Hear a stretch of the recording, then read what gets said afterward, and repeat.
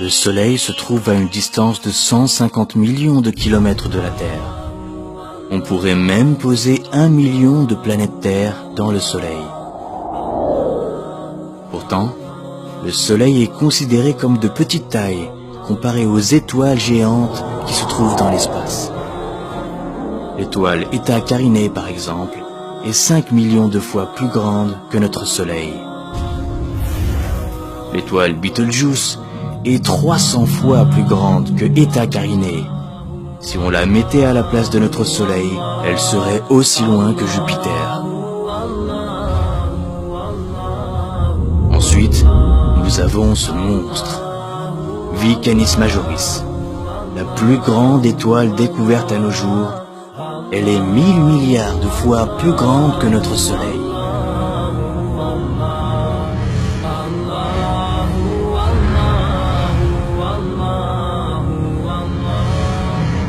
La Terre n'est plus qu'un vulgaire grain de sable.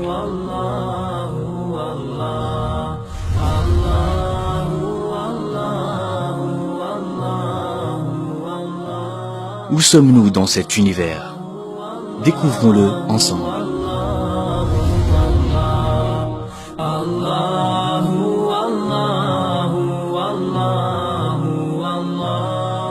Si nous dépassons la couche thermosphère, située à environ 80 km au-dessus de nos têtes, nous verrions la Terre ainsi.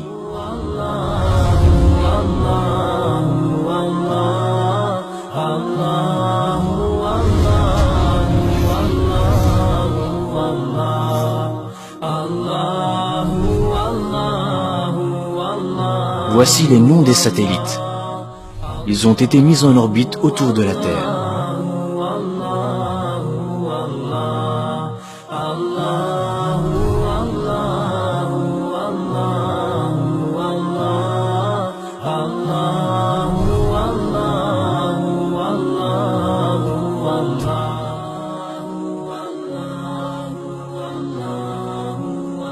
Et voici le Soleil. Il se trouve à une distance d'environ 150 millions de kilomètres de chez nous.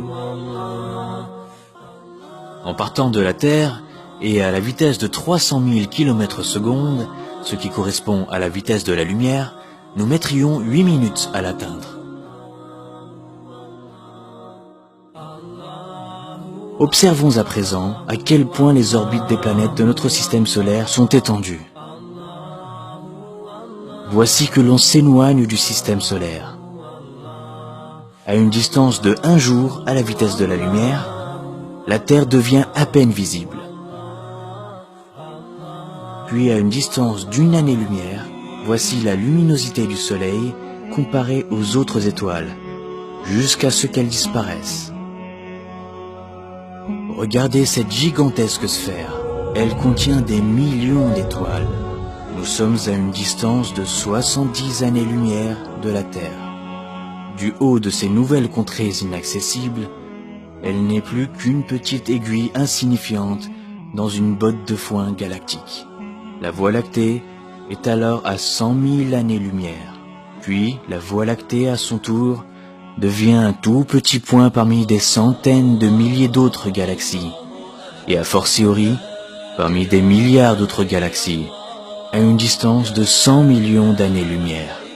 En poursuivant ce voyage cosmique, nous atteignons des distances qui défient l'entendement.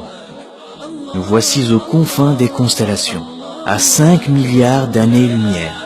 Et ceci est ce que l'on a pu mesurer de plus grand à ce jour. Ce sont les cartes les plus lointaines que l'on puisse observer, et les derniers reflets du Big Bang. Arrivé à la fin de cet incroyable voyage intercéleste, à une distance époustouflante de 13,7 milliards d'années-lumière, et qui contient des trillions de galaxies, nous voilà en vérité dans le premier ciel du bas monde et ses ornements. Zinatus Semae Dunya. Tout ce que l'on vient d'entendre et de voir sur les étoiles et ses orbites, ses galaxies et ses astres, et si l'on se conformait aux nouvelles théories des multiverses ou métaverses, tout cela n'est autre que le ciel du Semae Dunya, le premier ciel du bas monde. Au-dessus se trouve donc un second ciel, et au-dessus un troisième, et ainsi de suite, jusqu'à atteindre 7 cieux superposés. Et conformément au hadith du prophète Mohammed sallallahu alayhi wa sallam, les 7 cieux comparés au siège d'Allah ne sont semblables qu'à un anneau jeté dans le désert. Et le siège d'Allah comparé à son trône n'est semblable qu'à un anneau jeté dans le désert.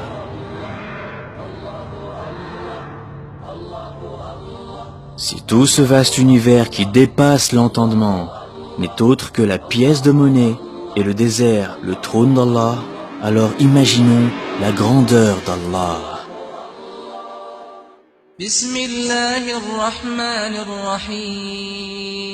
Au nom d'Allah, le tout miséricordieux, le très miséricordieux.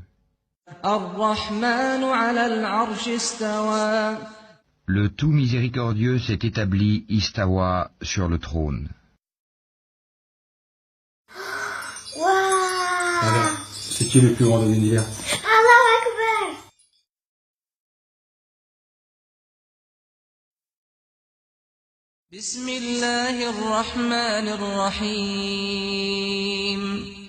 الله لا إله إلا هو الحي القيوم لا تأخذه سنة ولا نوم له ما في السماوات وما في الأرض من ذا الذي يشفع عنده إلا بإذنه يعلم ما بين أيديهم وما خلفهم ولا يحيطون بشيء من علمه إلا بما شاء وسع كرسيه السماوات والأرض ولا يؤوده حفظهما وهو العلي العظيم